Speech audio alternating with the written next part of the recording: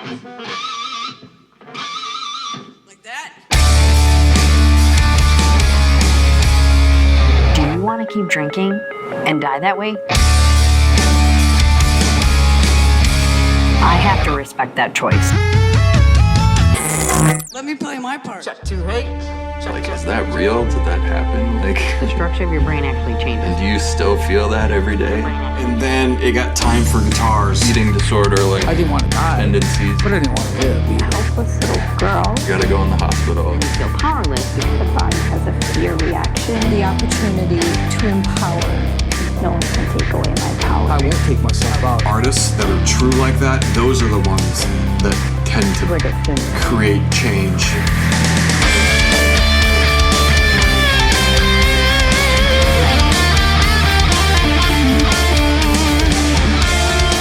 It's my turn Right. now. Okay, do you have a few more minutes to talk and change it to a positive? Yes, let's do that. So let's talk about recovery. We talked a little bit about EMDR, and in all these stories, people tell me what some of the things they've been through now and how they're connecting with the album. Yeah. Hate Becoming. Right. Buy it on iTunes. Support the foundation. And And digitally, and other methods, and physically. yeah, you can buy the CD And the gear. at kellynicole.com Yes. and the flash drive, and which includes the documentary and her music video for Infected. That's all on the website, and or you can just buy it the way you normally get music, like Spotify or iTunes. Anyway, I'm really, I get sometimes overwhelmed by what people are capable of doing to each other in this world. Yeah. But then what seems to come out in the end is just the resilience of people, and For sure. it's amazing what we can heal from. It's Yeah. amazing how the For human sure. mind and body can heal. Yeah. You talked about being an addict, changing your mind Right. physically in Yeah. a permanent way. Mm-hmm. Can you talk a little bit about what recovery has looked like for you and different things that you've seen with other people that were helpful and like Yeah. comebacks? Let's talk about the positive side. Okay.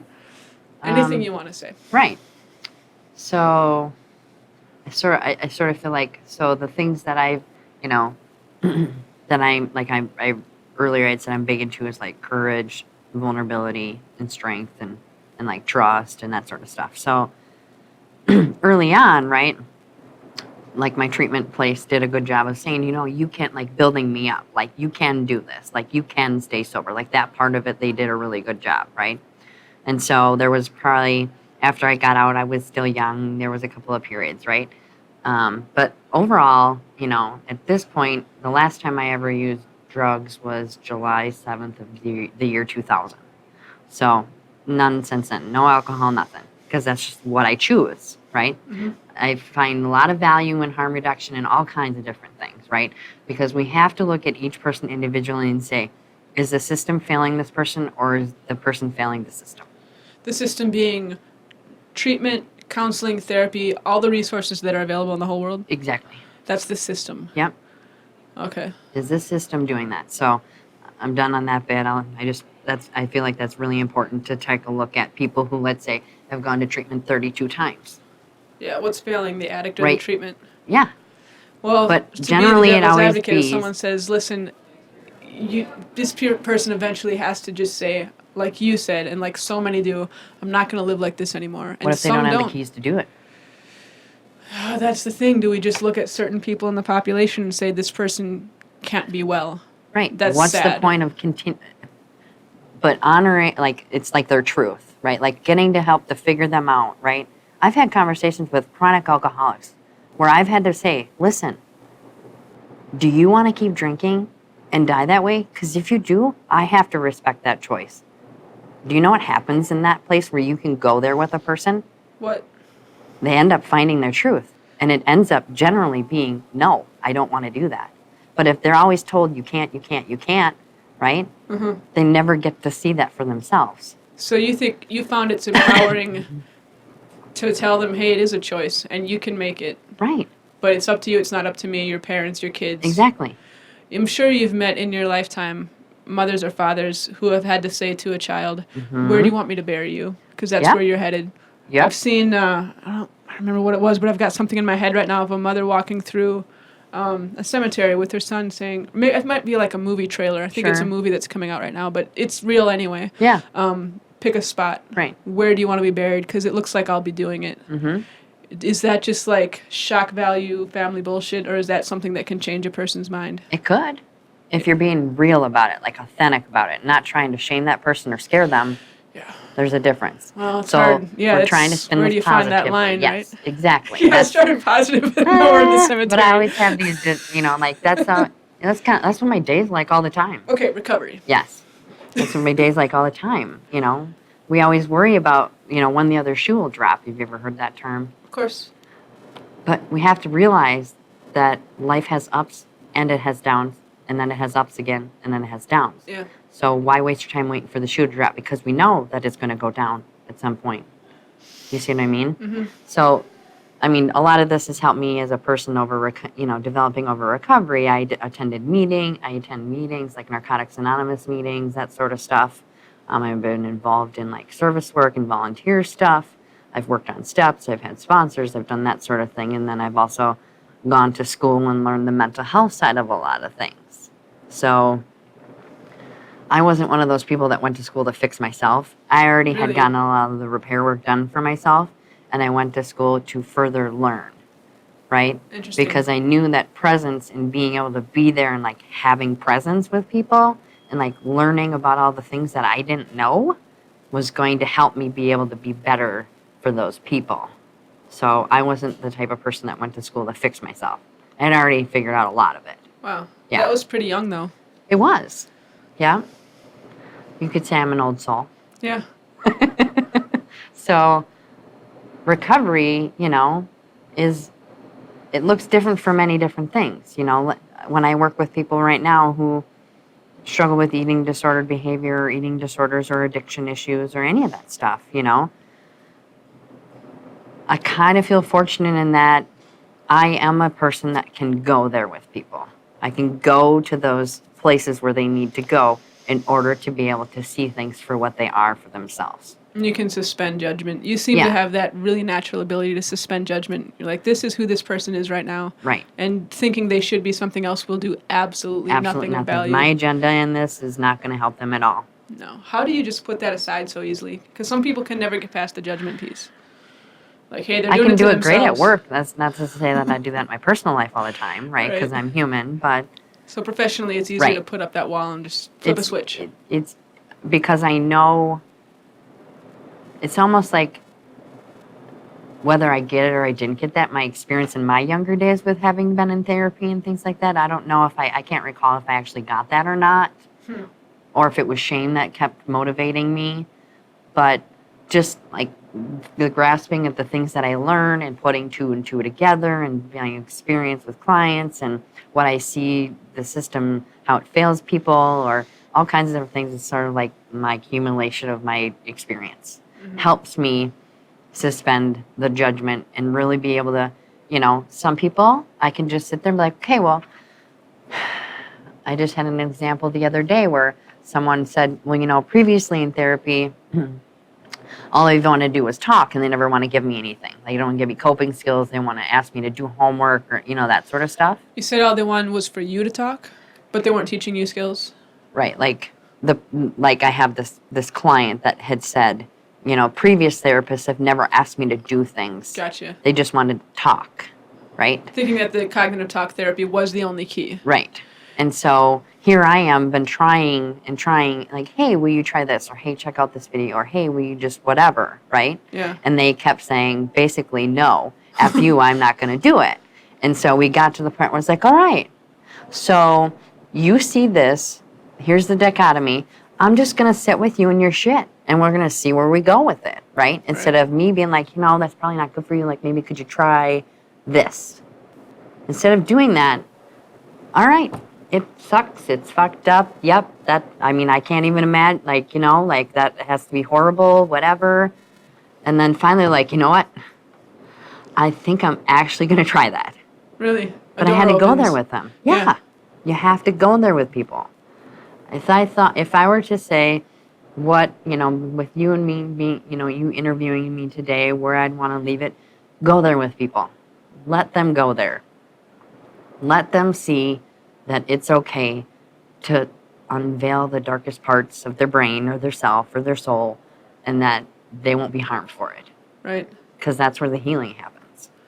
Does that make sense to you? Absolutely. It's Yeah. not an easy thing to do. It's not. You know, to open up to someone else's Absolutely not. waking nightmare, whatever they're carrying with them, Right. you know. Yeah.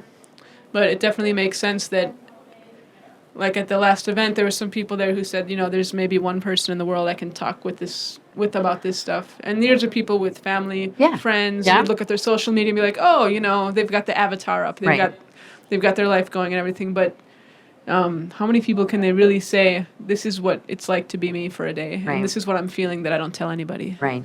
And this is the images that pop into my head that I don't tell anybody. Right. For anyone considering like a career in the mental health space, Yeah. can you talk a little bit about what it's been like for you, the fulfilling side of it? It's hard work. Obviously, you see people destroy themselves, but there's another side of it too. Yes. You mean I get to be proud of people part? Yeah, and just, I mean, you're a part of turning Right. people around, you know? There Yeah. were people who were, I'm not the type of person, I will preface, I'm not the type of person that actually takes any sort of credit for that. Because how I provide therapy, really, hear me out on it, okay? Hear me out though, just okay. for a second. I provide the space where they get to figure things out. I can provide places where people can talk and figure and practice and whatever it is that helps them figure it out for themselves so they make their own choices. It's not me forcing upon my choices upon them. That's the type of therapist I am. do you feel like you teach people tools and techniques to replace their addictions, replace the but you eating know disorder, what? replace They their go out and drugs? practice it. I don't do that for them. Yeah. They go out, I might give them the idea and they get to choose whether they want it or not, but then they go out and do it. Right. So I can't take credit for that. That's why I say that. Because if if you think about it the other way, people become dependent on therapy. We've talked about being addicted to treatment. Yeah.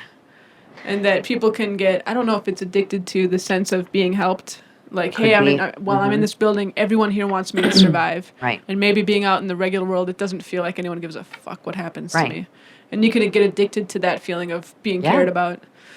It's easy to just say, well, go find that somewhere else. You're not going to live here forever. But Right. that's pretty callous, right? So Right. what do we do about that? Exactly. So what I like to do is help provide evidence to people as they're growing and changing, like, look, you did this. Yeah. Like, I want you to take time to give yourself a little credit right now because this is what you did. So that they start to have that sense of self-worth and that self-trust where they can go and be like, you know what? Yeah. Like, I can make decisions. Like, I'm going to be okay making the choices. Eat without training wheels. Right. Exactly. Yeah. So that's how I function.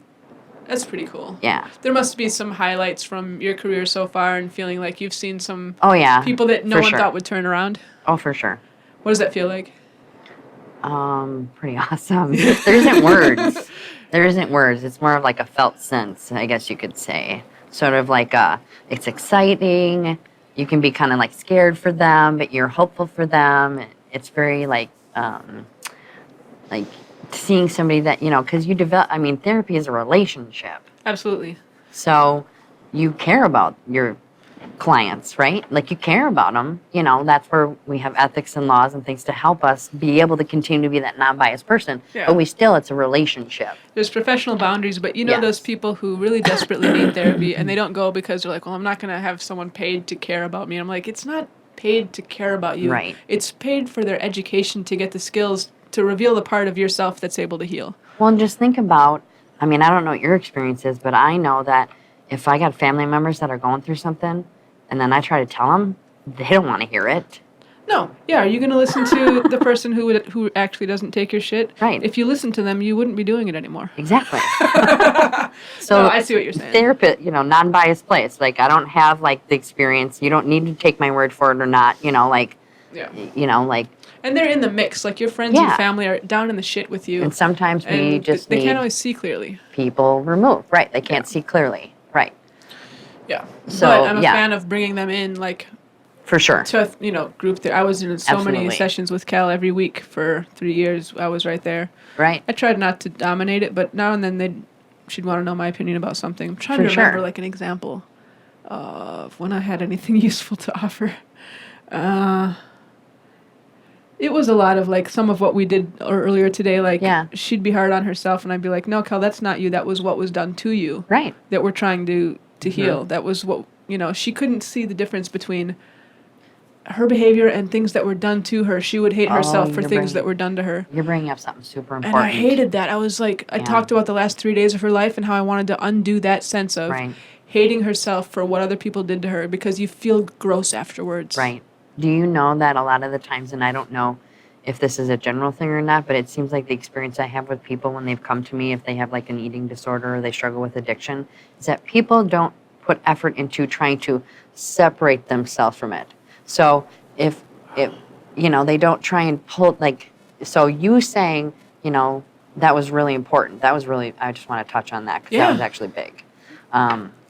If I'm talking to, they refer to as Ed, right? If I'm talking to Ed, which is the eating disorder. Eating disorder, yeah.